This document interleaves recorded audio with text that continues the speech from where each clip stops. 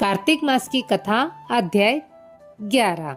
जलंधर का देवताओं को संग्राम में हराना। नारद जी बोले, हे राजन, उस जलंधर ने शीघ्र ही अपने असुरों की अकुश शक्ति अर्जित कर अमरावती पर अधिकार लिया। एक दिन जलंधर ने असुरों की सभा में बैठे राहु का सिर कटा हुआ देखा तो उसने गुरु शुक्राचार्य से उसका कारण जानना चाहा। शुक्राचार्य ने समुद्र मंथन का सारा हाल उसे कह सुनाया।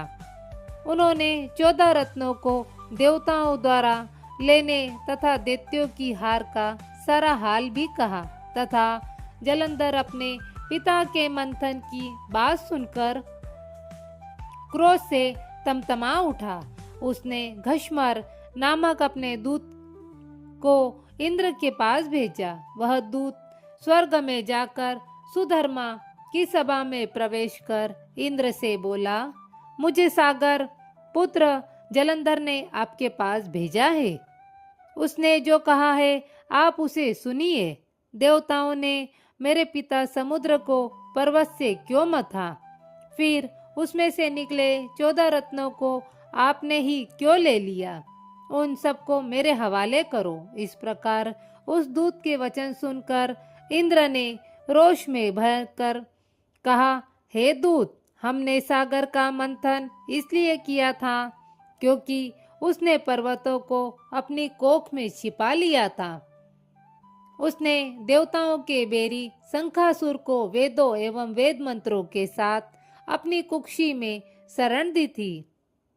अब तुम जाओ और मथने का यह समाचार जलंधर से कहो। नारद बोले, तब वह दूत समाचार ले पृथ्वी पर आया और इंद्र का कथन जलंधर से कहा, जिसे सुनकर उस दैत्य ने क्रोध से पागल हो देवताओं को जीतने के विचार से चारों दिशाओं तथा पाताल से करोड़ों दैत्य, शुंभ, निशुंभ आदि सेनापतियों को बुलाया और उनके साथ बड़ी सेना लेकर स्वर्ग में पहुंचा एवं नंदनवन को चारों ओर से घेर लिया। तब तो देवता भी कवच आदि पहनकर लड़ने के लिए अपने अस्त्र शस्त्रों सहित अमरावती से बाहर निकले। देवता तथा दानवों में घोर युद्ध होने लगा। मूषल, परिघ, बाण, गदा, बर्छी, फरसा आदि शास्त्रों से एक दूसरे को भयानक मारकाट होने लगी। दोनों तरफ की सेनाओं के हाथी, घोड़ा सवार आदि के मरने से वह रुधिर की धारा बहने लगी। उस समय सायकाल के लाल बादलों की तरह वह रणभूमि शोभा दे रही थी। युद्ध भूमि में जितने दैत्य मरे पड़े थे उन सबको शुक्राचार्य ने मृत संजीवनी विद्या से जीवित कर दिया। उधर बृहस्पति जी ने भी मरे हुए सब देवताओं को अपने मंत्र बल से जीवित किया। युद्ध में मारे गए देवताओं को पुनः जीवित देखकर जलंधर शुक्राचार्य से कहने लगा कि हमसे मारे हुए देवता फिर कैसे जी उठे। आपकी यह मृत संजीवनी विद्या तो और किसी के पास सुनी ही नहीं है। तब शुक्राचार्य बोले, अंगिरा पुत्र बृहस्पति जी ने द्रोणाचल पर्वत से दिव्य औषधियां मंगाकर इन देवताओं को जीवित कर दिया है। नारद जी बोले, दैत्येंद्र जलंधर यह सुनकर द्रोणागिरी को ही उखाड़कर समुद्र में फेंक दिया और संग्राम में आ गया। संग्राम में देवताओं को मरे हुए देख बृहस्पति जी द्रोणागिरी गए, परंतु वहां द्रोणागिरी पर्वत नहीं था।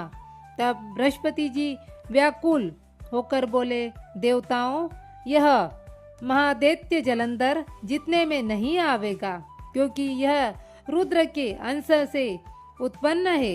इंद्र ने जो शिव जी से कहा था उसे भी याद करो, यह उन्हीं से पैदा हुआ है।